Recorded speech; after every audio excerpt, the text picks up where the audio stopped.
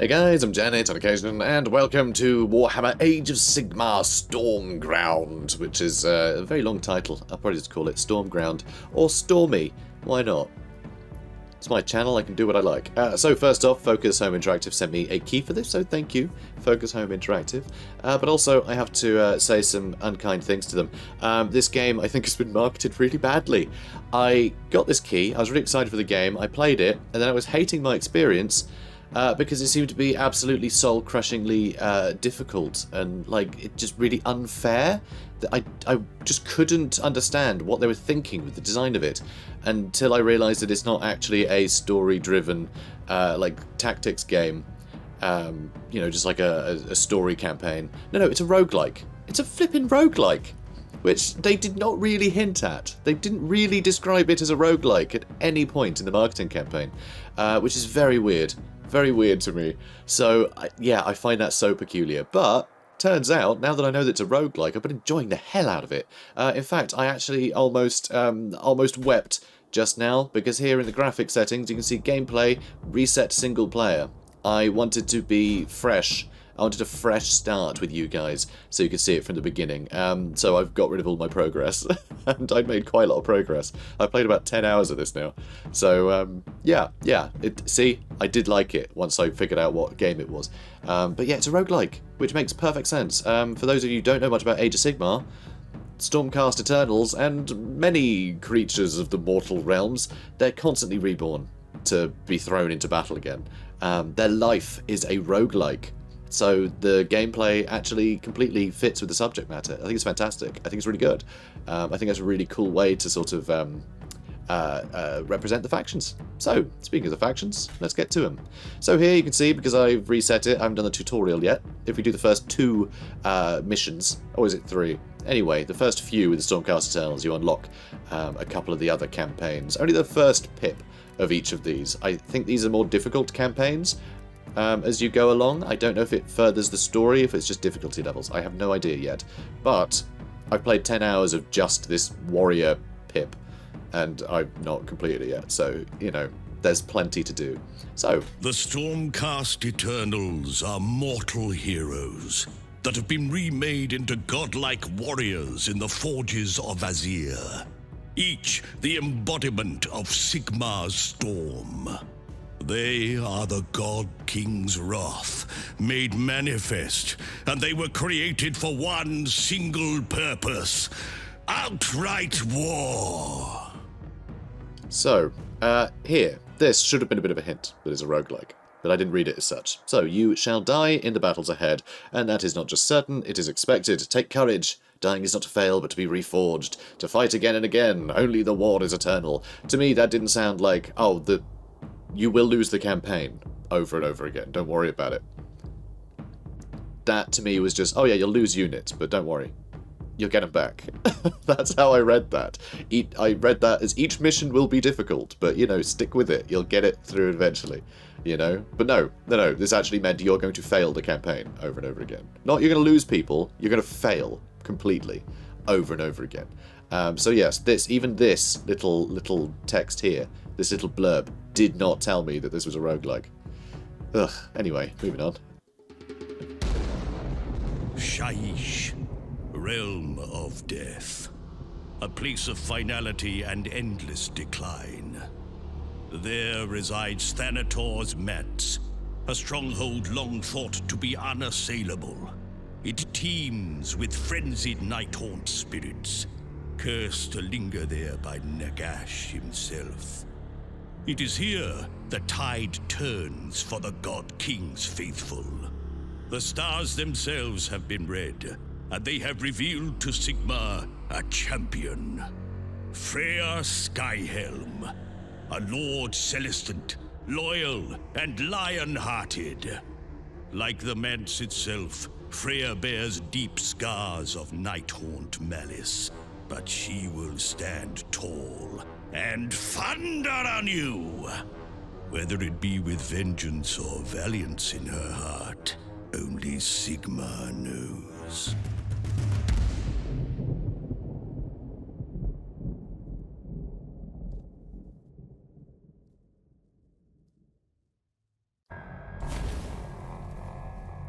And here we are in the first mission. Turn back, traveler.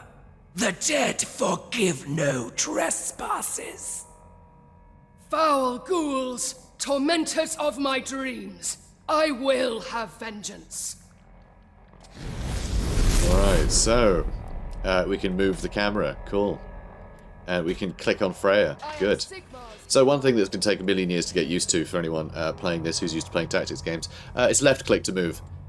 Just, oh, please give an option for right click to move. Oh, you know what, saying that, there probably is somewhere, isn't there? Anyway, yeah, it's left click to move, to give orders, which right click is move in pretty much every game ever, so, you know, I haven't done that. I haven't got used to that yet, but we'll see. Maybe I'll be alright. So, when all your moves are complete, you can end the turn. Yeah. Big button says end turn. We get it.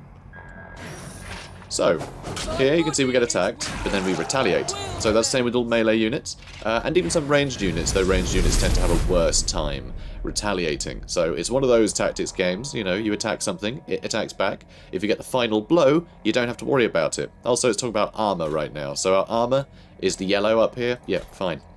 The armor is the yellow pips here. If I click on the unit, you can see it's also down here, down in the bottom, the little yellow nubbin, the 2 there. That's our armor. So we're going to negate 2 damage every time we get hit, provided there's not armor-piercing damage or whatever else. Right? It's a tactics game. There's always going to be weird abilities that, you know, change how things work a bit. But we're going to negate 2 damage. If the enemy does 2 damage, right, or 1 damage, if it does any damage that, you know, our armor is equal to or greater than, then it rolls a ward save. So there is a chance to take a minimum of 1 damage.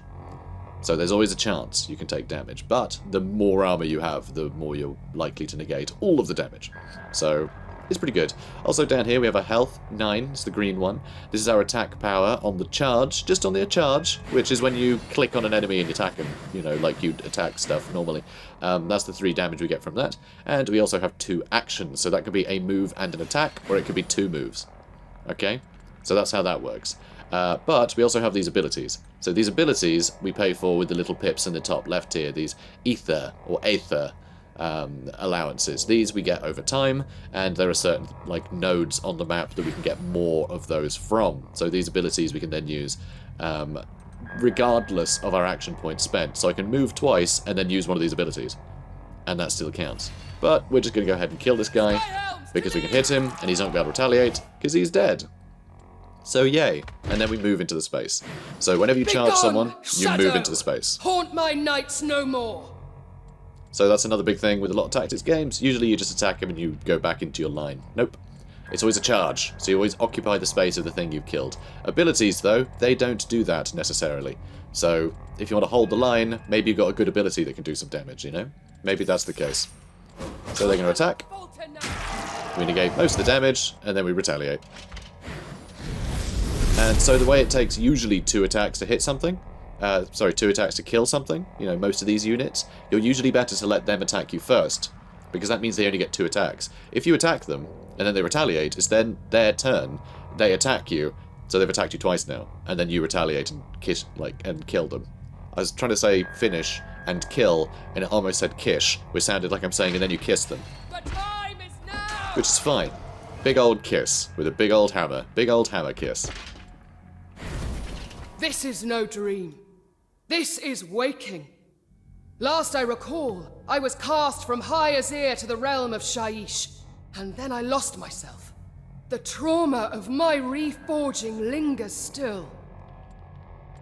And so these guys do keep getting reforged, and they lose something of themselves each time. That's the sort of the canon, you know, it's the lore of the Stormcast Eternals. They just slowly lose more and more of themselves the more they're reborn. So, you know, good that they have a flaw, because when they were first sort of invented, they seemed to just be perfect angel warriors, and it was a bit kind of, I don't know, rubbish. But no, it turns out they're horribly flawed. They're cursed to slowly lose more of themselves. Those pyres draw the wayward dead to defend the manse. In other words, blow up these pyres. Castigators reporting. Did you leave any glory for the rest of the Brotherhood, Lord Celestant? Nay, sisters. There's no glory to be had here. Only vengeance. Our target is those pyres. If we destroy them, victory is ours. Huzzah! So Castigators ranged units, yes. And direct attack. What? What? They're nowhere near me. What are you talking about? Oh, they are. Okay, it was hit and not. Okay, I thought they were telling me to attack the pyre. I can't attack the pyre, you loony. But no, we can attack. Although normally, once you've got a unit deployed, the turn it deploys you can't then attack with. But this is the tutorial, so it's lying to us. Weird to give us that misinformation straight away, but, you know, fine. So you can see, they don't retaliate because we shot them. So, pretty obvious there, you know. Obvious how that's going to work. So we're going to continue to move up. And actually, I probably shouldn't have done, because I probably could have killed them. I should have just moved to there, although it will let me get to there. Yeah, well, fine. It'll do. And so, Aether and abilities. These will keep going each turn. We'll keep getting more and more Aether. And, yeah, we'll be able to spend it on fun things. Alright, so, what I'm going to want to do is probably wipe these guys out. Tell you what. I'm going to keep moving. Okay? We're going to move over here. Another unit's going to spawn next turn, which is annoying, but it is what it is. And I'm going to try and do some damage to the Skullpire from a distance. So this ability that I just used, right, it's free. It doesn't cost any Aether. And you can do it every turn with Castigators, which is really nice. It's slightly longer range than their normal attack. And because it's an ability, you can do it after moving. But you have to channel it. So channeling means that it's going to take you up until the end of your opponent's turn for it to kick off. So it's a nice sort of artillery attack, but whatever I'm attacking has a chance to get out of the way. Skullpires aren't very mobile. Just as a rule, as a general rule, pyres aren't particularly mobile. So it's not going to be able to get out of the way, so it'll be nice free damage at the end of their next turn, which is good. And here's that new unit. So these Skullpires are going to keep spawning new units until we destroy them, which is actually a little bit difficult. It is actually quite challenging for a tutorial, I find. And so now I'm going to attack the Skullpire, because it'll stop them being able to get a new one in, nice and early. And, like I said, you're actually better to let them attack you the first time, and then you can kill them in one hit the next, so they only get one attack instead of two. So play it a bit defensively, so we can be very aggressive to destroy these Skullpires, and defensive against everything else, which I think is quite a good system. Unfortunately, I do want to keep these guys out of trouble, and that's going to prove difficult running away from these little sods. So we're going to keep trying, though. We're going to keep trying, and we'll see if they chase. So I'll attack... Ooh, I don't know. Could be either one, and they might be clever and just move to the other spot. We're going to attack here, so if they are clever and want to run at us and avoid us, they'll go this way, which means we can run off in this direction more easily. Sound good? Good. Control the battlefield. So they're going to attack us, we're going to attack them back. Job's a good one. Oh, okay. Interesting. I don't quite know what they're thinking there. But I can start whittling them down. So what I'm going to do is I'm going to sidestep, and then I'm going to attack. So you can move the cursor, you know, to a space, and then to the enemy, and it does draw a line, which sometimes is really great. It's nice and quick and intuitive to sort of make these orders, but sometimes you just go to click on someone and you accidentally move, and it gets your whole strategy in turmoil. So watch out for that. Okay, good. And yeah, I think I'm just going to go ahead and shoot this guy. And then we're going to make a beeline for the pyre. Now that this guy's been kited away, it means that he's not going to be able to stop us from just wailing on this pyre and finishing the level. Excellent. Let's keep pushing up. Next turn we'll be able to attack it. Can't wait for that. And we're just going to keep running away from this jerk. And again, we'll just keep making sure that he has to go to the other side. Although, what is a bit upsetting, if he does run into this and get killed, another one's going to spawn over here and start hassling Freya. But we'll see. Oh, okay. He's going to go protect his pyre, is he? Good. So, it looks like we've won. Hooray! We can play a tutorial. How about that? Alright, we're going to push up, and then we can finish it off. So, at the end of the next turn, that pyre is going to be destroyed. Boom.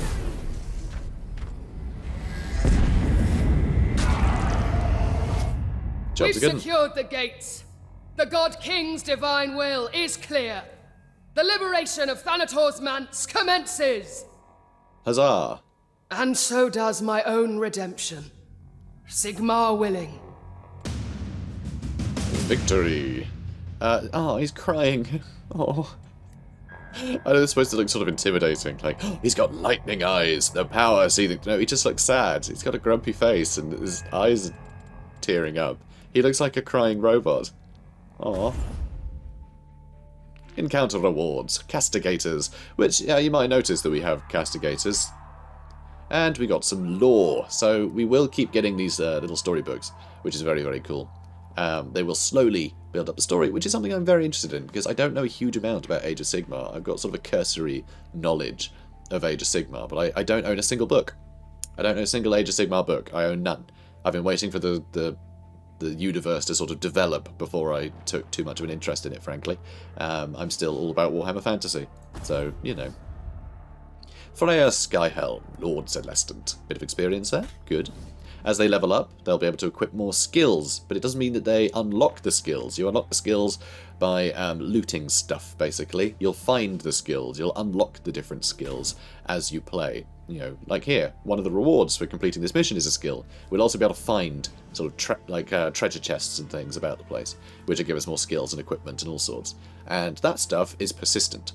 So we may lose the campaign, but we'll keep all the loot. We won't keep all of our units that we've unlocked, but we'll keep all the loot. So if we do unlock some more units, we'll be able to give them really good stuff immediately. And that is persistent from, you know, each run. So that's how each run sort of differs from previous ones.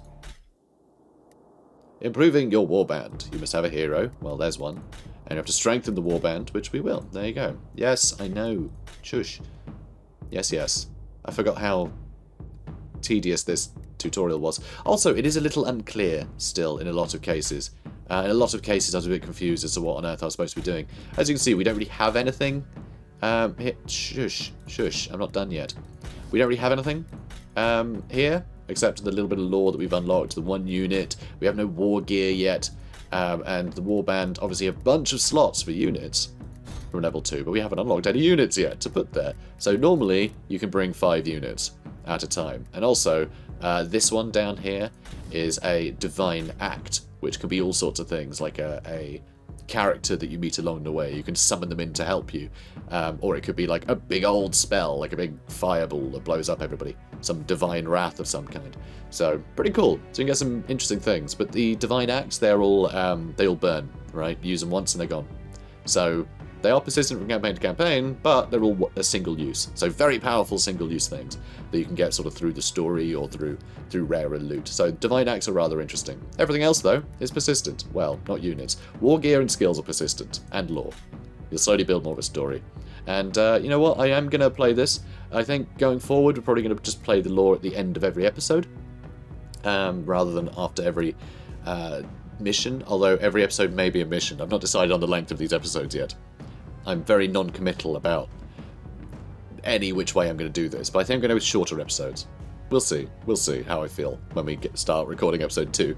Anyway, Skyhelm Saga. So there is a play button. Every single one of these little lore things is voiced. And I must say the voice acting in this game is generally pretty good. I've been enjoying it a lot. Some of it is a little bit like, oh dear. But what I can say is every single voice actor is really going for it. And given the ridiculous level of phantobabble, right, which is, like technobabble, but for fantasy, phantobabble, the ridiculous amount of phantobabble in this game, I am very impressed by all the voice actors for sticking with it. Good for them. Braving the blighted realm of Shaiish gives me purpose. It is true, but it carries no joy with it. How long has it been since phantom steel bit into me, fighting in Gairan's depths? Now I come to the realm of the horror that once slew me. The pain of my reforging lingers still. Even that is nothing compared to the pain of losing Cobalt. Is that a blessing? Or a curse? I know it is not my place to decide. I have my duty to perform for the good of the mortal realms. That is enough. I will lead my new Stormcast Brotherhood, named in my honor, and together we will strike down the perfidious spirits infesting Thanator's manse. Then, Sigmar willing, I will know something of a warrior's rest. At least for a short while. So, Cobalt, by the way. When I first played this, I thought that was like a possible romance, or you know, a teammate, or her like commanding officer or something, right? No, it's her like what do they call it? It's like a dragon, it's a sky dragon or something. Star dragon? Stardrake. Stardrake. There we go. I got it. Like I said, Age of Sigmar. It's not something I'm hugely familiar with. It's her Stardrake. It's her big like dragon mount, basically. So she lost her pet, Cobalt, which I guess I hope she'll come back, or he. I hope Cobalt comes back and we get to ride around on a big Stardrake, because I'm pretty sure I've seen a big Stardrake in a bunch of the artwork for this game. So it follows that we'll get it back somehow. But that's the thing. A lot of rebirth in this game. She has come back to life, you know, she's been reforged. Why not her dragon friend? You know, why not? Why not? Anyway, let's crack on. Cast me to the field. I will be your light in the darkness, your lightning bolt of retribution. Oh, you know she's angry. Summon hero. So every start of the battle, you always put your hero down first, and units can be summoned either in the starting area or around your hero. And so there's always like a forward position that you can summon people into, which I really like. It keeps the pace of the game a bit. You're not sort of encouraged to stand still while you summon in the rest of your units, because there is a cost to summoning in your units, and they're about to tell us about it. So power up here. On the first turn we get 3, second turn we get 4, then 5, then 6, then 7. So it keeps going up and up and up, and you can see this cost us 3 to summon. But what I'm going to do is I'm going to move her forwards first, and then that moves the spawn point, and we can immediately put our castigators on the high ground. We have better firing range at this vantage. Thank you for reminding me. So, if you got the high ground, you actually get +1 range if you're a ranged unit. But if you're attacked, right, from a lower elevation, then it's -1 damage to you, and you get +1 damage for attacking down, I think. Either way, you've got an advantageous position if you have the high ground, but it takes 2 movement to go from, you know, a low ground to high ground. So it's yeah, -1 movement when moving up to this elevation. So it's difficult to climb up onto one of these areas. So to be able to spawn them on the top there, it's really handy, because that would have been the whole turn, just climbing up there. So that's it for the turn anyway. So you'll see we have 3 power has been spent. Next turn we'll have 4, which normally we would spend on another unit, probably, you know, if we had a 4-coster unit, whatever. But anything that you don't spend gets turned into Aether, and that's where we get those powers. So the fact we were getting it each turn, that was actually because it just wasn't showing us the power stat. But, you know, the power was constantly being transferred into our Aether stocks, so we could use our abilities. So you're either using power to summon units, A war chest and lore cache bless this battlefield. I shall secure each in your name, Lord Sigmar. Thank you. Or you're not spending it so you get more power the next turn. So there's a trade-off there. Do you want to make sure that you have more troops next go, or do you want some magic to spend, basically? Luckily, things like castigators, they don't need it. So we're going to move to the common war chest. They're probably going to move down from there, but I may as well try and hit them with that ability. So we collected an item from the war chest. These war spoils will aid our cause. So, earn war gear skills or even new units to equip to your warband by collecting war chests. And then at the end of the battle, you know, while we're setting up for the next engagement, we get to re-equip everybody with new stuff. And yeah, they did move. I kind of figured. I figured. So what we're going to do, we're going to start moving down this way. So I'm actually going to shimmy over that way, and I'm going to shimmy over this way. And I am going to hit that spot, because hopefully, I mean, one might try and chase our castigators, but one might move here, one might move here. Not going to attack, but we should be able to finish them all off next turn as we move towards the lore cache, which will give us more story. And that's all it gives you. That's all it gives you, just more story. But I want more story. So I'm going to get it. Oh, also, if an enemy goes over any of the war chests or the lore caches, they're gone. You lose them. So you've got to prioritize them. They don't tend to seek them out, but they can stumble over them by accident. So you've got to be careful. There is strategy in taking these things. And... oh, wow, this one was really generous. Thanks. Thanks, buddy. Aw, sweet of him. Alright, so, let's keep moving. And I would like to kill that guy, but I'd also like to get the cash. Huh. Yeah, I'm a little nervous about this lark.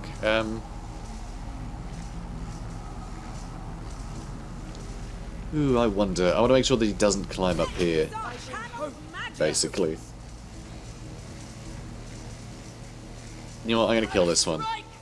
It'll be easier to control the pace of just one, so we'll move back this way. This has lost us a little bit of time, but there will be another wave after this, you see.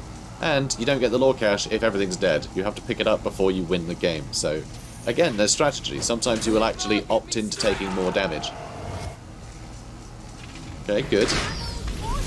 Good. And now, let's boogie. So yeah, you go over there. And, yeah, you go over here. Because we can kill them next turn with just a single shot. So this way we can grab the cash and hit them. Although I might not do that. I might not do that. We'll see. Oh. Well, that's a bother, isn't it? My commitment is absolute. So the reason that's a bother is because castigators with this indirect attack, as soon as we kill this guy, it's going to show up. Little nodes will show up where we're going to end up having more enemies spawn, and you can actually use an indirect attack to mark that spot so you can kill them as they spawn in, or at least do a bunch of damage to them as they spawn in. But it looks like we're just going to have to finish these guys off. But that's fine. So, we got some more items Cache there. of lore, to be studied after the battle is won. Exactly. Right. Yeah, see? These little nodes. We could have got an indirect attack targeted one of those. But if you attack, by the way, then you can't use these things. Although these abilities of ours, they don't require you to have movement left. If you've done an action like an attack or one of these abilities, that's it. You can only do one per turn.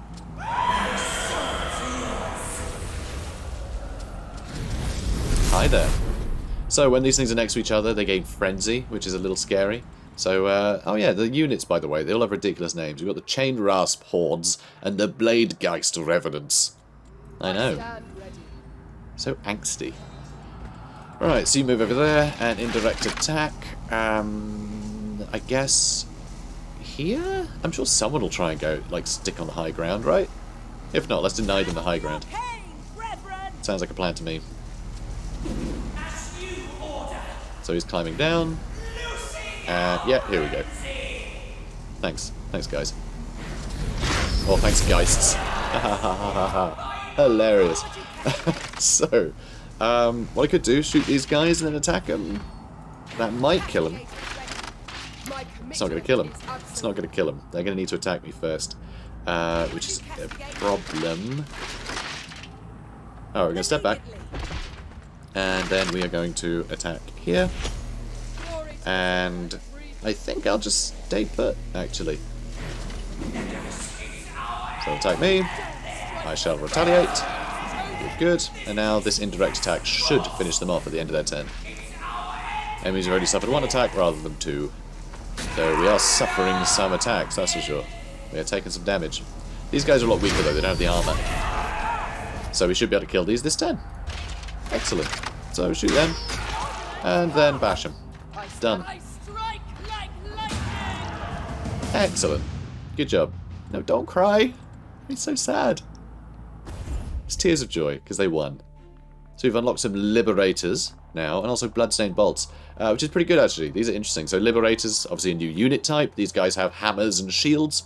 They're very, very useful. The shields actually have an ability which creates a shield wall, so you get +1 armor on any unit adjacent to them that also have shields, which is really good. And because our character, you know, Freya, she has a shield, She actually gels really well with the Liberators. They stand next to each other, they both get +1 armor. It's very cool. And yeah, the Bloodstained Bolts, they create bleed on a target. So you can right-click to look at descriptions of this stuff as you get it, by the way. So Bloodstained Bolts, they will be +1 power cost to summon the unit. So if we give this to our Castigators, they will cost 4 power to summon into the battlefield, which means we'll have to wait a turn before we can get them in. So there is a risk-reward there, right? So the more powerful the unit, the more expensive it is to bring along. So you've got to keep that in mind. It's only with skills, though. Equipment doesn't tend to do that, as far as I've seen so far. But bleed is pretty good. So if you knock back or if they move, they're going to lose health. So if they stand still, they can just stop bleeding and they don't take any damage. But it's a nice modifier to add to something, just to get little incremental bits of damage in. Because that movement, that can be triggered by us. You know, we can just knock an enemy back and they'll take more damage. So pretty good. We also got a common Sigmarite hammer, which actually does nothing at all. It's so useless. This is just a basic weapon that you can equip to Lord Celestins and Liberators, but they already have Sigmarite Warhammers that have the exact same stats. I'm a bit confused as to why this loot is even in the game. It's very bizarre, but it's in the game, so fine. And we got Fireside Laments, the Ossiarch Bone Reapers, which for some reason you can right-click and look at the thing, but it doesn't have the play button, so we'll go into the actual lore section so we can have that read to us, because I like a good bedtime story. So Freya Skyhelm and the Castigators got a bit more experience, which is always good, and now we pick our next mission. Oh, fun thing, by the way. So these 3 tutorial missions are always the same, but each run through this is different missions every time. It goes off in completely different directions, zigzags all over the place, and sometimes one mission will lead to like a sort of like a side quest, like another story mission within the main story. So you'll meet a character, or you know, go off on a random other adventure. It's really cool. It's really amazing how it's so freeform. So you go through the same place over and over and over again, and each time you're introduced to new facets of the world. You pick up more lore books at the very least, and at most you'll bump into entirely new sort of story segments within this. It's really cool. It's really nice. I really like the format, and yeah, like everyone in Age of Sigmar, certainly in this game, they all come back to life all the time to try again, right? That's just how all these creatures work, basically. So it's pretty cool. So the Sicarium, we're heading there now. We're going to unlock an assault class and some war gear. So still low difficulty here. And now we can add the Liberator. And if we click on the Castigator, we can change their skills. So they will have one skill to begin with, but every time they level up, they'll unlock another skill slot. But of course, you need to unlock the skills through looting. So just leveling up a unit isn't the end of the world. But what is the end of the world if they all die? It's very, very upsetting when your units die, because miracles, up here you can see in the top right, miracles can be used to resurrect them, during a run. But they are so rare. Miracles are so rare.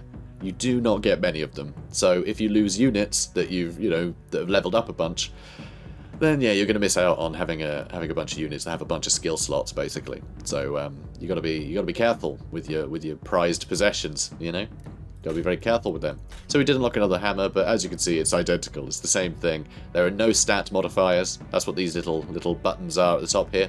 The different colours correlate to the different stats that everyone has. Certain weapons will give additional stats. This one just doesn't do anything. You can see abilities at the bottom that it grants you. Different weapons give you different abilities. Better weapons grant you better abilities. Same abilities, just the same thing. So nothing fancy there, but I'm going to equip it because it's green and that looks nice. Why not, right? Why the heck not? So, no more warband units yet, and we, of course, have our lore to read, or be read to us. So, as we explore the realm of Shyish, the realm of the dead, Nagash's realm, we will unlock lore relating to that area, as well as various side quests or characters, relating to this campaign. But the other campaigns are in different realms, and they have different lore associated with them. So you unlock different lore in the different campaigns. So it's always relevant to what you're doing, or the place that you're at, it's nice, but it's good that it sort of teaches you about where you are. Presiding over their empire to the east of the Inner Lands, the Ossiarch Bone Reapers are Nagash's tireless praetorians. Not simply resurrected corpses and bound spirits, the legions of Ossiarch are formed from refined and processed bones, created specifically for war by Mortison craftsmen, while their spirits are the melded animus of all of their former foes, bent to the will of Nagash. To fuel their numbers, the Ossiarch extract bone tithes from their own empire and those they march upon, either given freely or taken amidst merciless slaughter. In my youth, my own town was tithed every fallow moon. If not enough had died throughout the year to provide their remains, more were taken. The Bone Reapers are organized along a caste system bent to the purpose of enforcing Nagash's grip in Shyish and expanding it into other realms. They are led in this unyielding crusade by their great general, Mortak Orphean Catacross, a commander so skilled he has even laid siege to the heart bastion of the gods of madness. So, you know, infinite credit to this voice actress for putting up with this nonsense, because it's absolute nonsense. But also really cool just to hear how this realm works. You know, there are sort of you know, mortal people here, and the taxes are their bones. It's pretty grim, you know. There's a lot of nonsense going on here that's incredibly grim. It's a pretty crappy place to live, all things considered. But yeah, it's getting bones. Taxing people for their bones and turning them into, you know, your Praetorians. It's very creepy. But hey, that's Warhammer. So, Warband, start mission. I think we're done.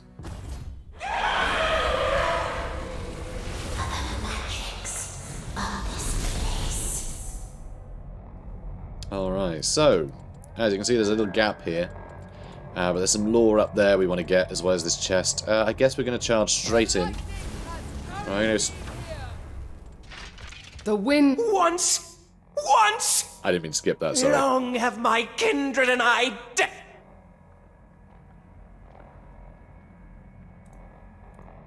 You're wrong, Dark One. The ether is plentiful here. With it, the light of Sigmar will be rekindled in this dark place. So sorry about that. I sort of skipped over some of the audio and then one of the lines bugged out. So remember guys, this is early access. I did get given an early key for this, so there's still some kinks in it. I've not noticed many bugs though, and I've got my fair share of early access to games before, and the amount of work that's done in like the last couple of weeks or whatever is crazy. Honestly, it's yeah, I can't judge it too harshly, but there have been a few bugs. I've had the occasional guy literally just disappear. I'll be fighting someone and their model just won't exist anymore. But they're still there. But you can't see the health bar or the unit. They're just gone. Which is really quite difficult. But, yeah, that's the biggest issue I've had so far. So it generally works pretty well.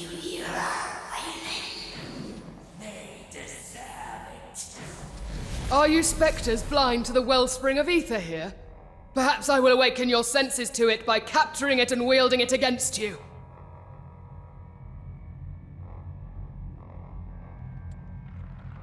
So this is demonstrating these little nodes here. There are a bunch of different terrain. There we go. I'll just use the words they use. There are many special kinds of terrain that have special properties when units occupy them. So this one is going to give us Aether each turn. So we'll be able to use more of our spells or abilities or whatever else. So that's nice. Oh, also, one thing I haven't... I'm not sure if I've even done before. You can move once and then move again. Like, you don't have to use all of your move in one go, you know? You can just sort of move and then... you know, move a bunch of people up and then attack. So say you want shield wall, you might want to move your entire shield wall forwards and then start issuing attacks, so they have the benefit of the additional armor. So you don't have to go all in, which is good. You can be more tactical about it, which I definitely appreciate. So let's move up over here. So these particular units are I wield the Wellspring's power now, Spectre. Your defeat is ensured. Yes, I know, we'll gain bonus things. There are other sorts of hexes. I don't like that it uses the word hexes. I know it's a hexagonal, you know, it's a hex-based game, but I wish they used the word tiles. I think tiles is a lot better, because this is a world of magic and witchcraft and things. So the word hex obviously just has very different connotations in the, you know, in the context of this game. So I wish they used the word tiles. I'm going to be using the word tiles, I think, most of the time to describe this stuff. It just feels more natural to me. But anyway, so we can summon in one of our units now, either the Liberators or the Castigators. So what I think I'm going to do is get in one of our... I think I'm going to get in the nope, I want the armor. I want the armor. So I'm going to summon in... ooh, where to put them? Oh, I don't know. I'll put them here. So these units are an absolute pain. I said they're a nightmare. It's not they're called nightmares, just they're a nightmare to fight. So there's Mirmorn Banshees here. If I scroll down, you can right-click to see their abilities and things, by the way. Siren's cool. So this is what I find so frustrating. So on death, explode, dealing 2 damage and knockback. How annoying is that? So you kill them and they blow up and they damage you and send you flying. And if they send you flying into terrain, notice how this tutorial level has a bunch of walls in here. If you get flung into the walls, you take an additional point of damage. The same applies to the enemies, though, so sometimes you can get these great combos where you kill one of these things, and then it kills all the surrounding ones, and everything blows up and gets sent flying, and it's hilarious. But if you can't set up that combo very well, or if they just come out of the blue, come and attack you, and you retaliate and accidentally kill them, then everything can go mad. It's really funny.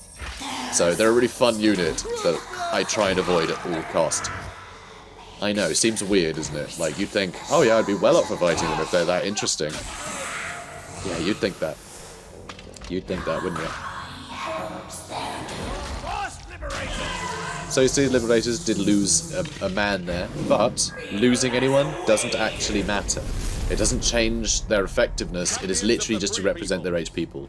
So it's not like a lot of other sort of tactics games where you have, you know, a unit is a bunch of models, and as they get whittled down, the effectiveness of the unit goes down. No, no, no. They always have the same stats. They always have the same stat line. You can see their health has gone down, obviously, but that's why a dude fell over dead. The unit is still fine. At the end of this, you know, the end of this battle, the end of this skirmish, this unit will have its health back, which means there'll be 3 dudes standing there again. So you don't have to worry. You know what? I should have gone with the Castigators, because I could have shot one of these guys, and that would have been very handy. So what I'm going to do is I'm going to move this lad back. And, okay, we could potentially lose a lot of damage there. Lose a lot of health, rather. If I move here, I'm going to get knocked back into there. I hate it. I hate this so much. Okay, I'm going to move here. Right, and then we're going to attack here. So, wait, hang on. Oh, right, yeah, okay, you need to move back further. But then we'll lose our armor. Oh, no. Because what's happening here, if I attack this one, that's going to knock this one into this one. We're playing pool, basically. Somehow.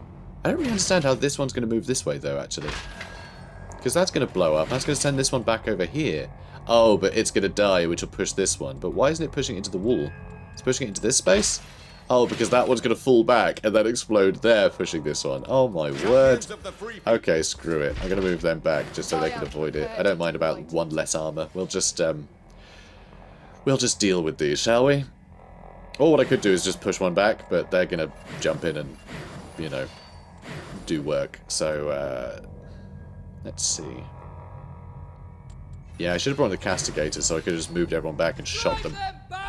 But that's part of the fun with these units. It's ridiculous. And there we go. So, annoyingly, if you get knocked into a wall, it's unsavable. It's just you take the damage. It doesn't matter how much armor you've got. You take the damage from being knocked into a wall. So, you know. But these explosions, they don't cost you, you know, it's not saveless. They can still be... the explosion damage from them dying can still be negated by armor. Which is why I wanted to keep my armor up. So I don't want them grabbing this lore chest, so I do need to move over here. I'd rather not move there where they can attack me, though. But... I guess... I just need to get stuck in, so let's move... let's get our Castigators over here. So remember, there will be another wave coming in after this one. Yeah, I really want to get this lore. So I should be able to bully this guy, so we can shoot him with the Castigators and then attack him. So that should do the job. I stand ready. Okay. Strike like lightning. Done. I could have also just pushed him, by the way. I could have also used my knock to push him in, because that one bleed that he got from the castigators would be +1 damage every time you move him, and we would have pushed him into a wall, so he would have taken 2 damage. Sigmar's chosen. So, pretty handy. So I'm stood on this Wellspring of Aether, but we don't need it. We have so much magic. It's just to demonstrate what that does. It's not really demonstrate it in use, because we just don't have anything that expensive. So, you know. On me. So yeah, only a couple of units coming in, but don't know what they're going to be. More Bladegeist Reverence, huh? That old chestnut. Okay, let's get you up here. She'll be able to grab that next turn. Understood. And I guess I'll attack there, and we'll see if that's if that'll do. Yes, of course. Okay. And of course they went the other side. So that's gonna sting. So hopefully we can kill them this time. We should be able to kill them with these guys. Nope, they only do 2 damage. I can't push them though. Afterwards with this guy. Or I can just attack them with him. That actually does the job fine. Okay, I guess I'll do that. Then I lose 1 armor. I'm gonna lose that armor anyway because I'm running off to go get this lore. Oh no, I think we're gonna lose a unit. Are we gonna lose a unit? How much damage do these guys do? Well, they got Frenzy right now, but that'll wear off when we kill their friend. So charge is 4, but I think it's actually 3. I think it's because it's +1 damage right now. I think. So, that's a problem. It's a problem if it's not. All right. I guess I'm just going to attack you. We'll see. Our liberators may die, but so be it. I want the lore. Remember, guys, it's a roguelike, so the lore we get to keep forever. But we don't get to keep anything else, so, you know.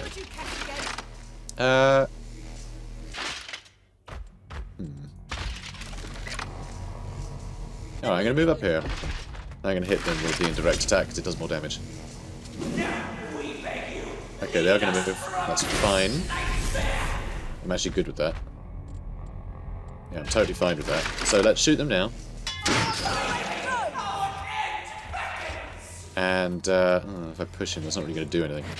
Actually, it will, because I can move up here. Okay, this is perfect. Okay. Okay, yeah, this is going to be funny. So what I'm going to do, Hammer Slam. Alright.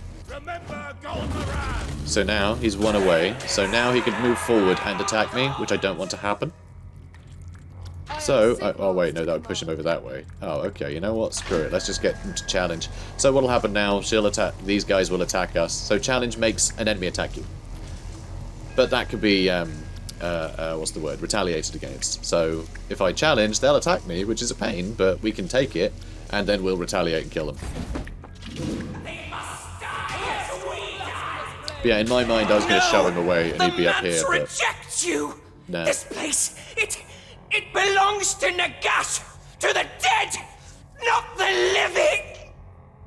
The righteous will always prevail. I have taught you that lesson, and I will teach it to each of your spectral kin in turn. job well done. Again, stop crying. You're so miserable. Congratulations, a Nighthawk campaign and Maggotkin of Nurgle campaign have been unlocked. To play as them, begin a new campaign from the main menu. Doing so will end the current Stormcast campaign. When it says it'll end the campaign, it just means this run. Okay, that's why this game doesn't do itself any favours when sort of describing itself to people playing it. It's a roguelike. It's a roguelike. I'm so confused at this point. I'm like, wait, why would it do that? Why can't I just save the campaign and come back to it? So I'm stuck playing one faction at a time? That's so weird. But no, it's not. It's not at all. It's just because you start the run again. You still keep all your loot. So, you know. I feel like it could still keep each run, though, honestly.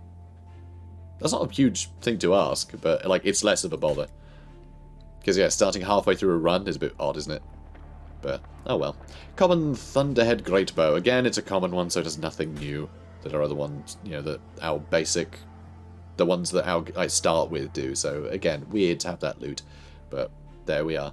And more lore. So, Fireside Laments, the Flesh Eater Courts. Not all are able to maintain a semblance of humanity. Not in this economy. So, our first proper mission of the run. So, difficulty's gone up to 2. Here, so a disgraced knightly order is condemned. We never actually read the descriptions of those. My bad. Anyway, disgraced knightly order is condemned to protect the pass forevermore. Slay their commander to free them from their accursed vigil. Or a knightly host guard this pass. It is commanded by an ancient spirit. Slay this disgraced knight so that in oblivion he might atone for his dishonour. So this will unlock a scout. This will unlock a scout. It's basically the same mission. It wants to show us the slay the target objectives, really. Clearly it's still doing something to tutorialise a bit, but that's fine. Let's go to the Crossing of Broken Oaths. Why not? Okay, cool.